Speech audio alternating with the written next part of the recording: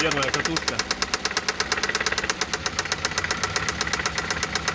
Так ничего не дала, кстати, заметил. А, ну вот, да. Откинула. Так же сейчас будет. И все так, все одинаково, да.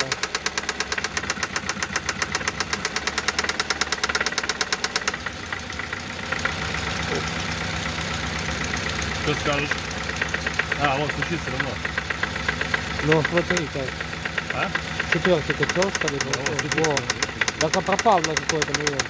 На какое-то время назад. Ну что на видео попало. Ну-ка еще подключай его. Нет. Пропал. Полностью. Нет,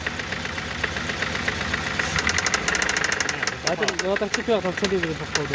Нет, он опять стучит. Не, ну понятно, новый попадает. Именно когда ты его с работы выводишь.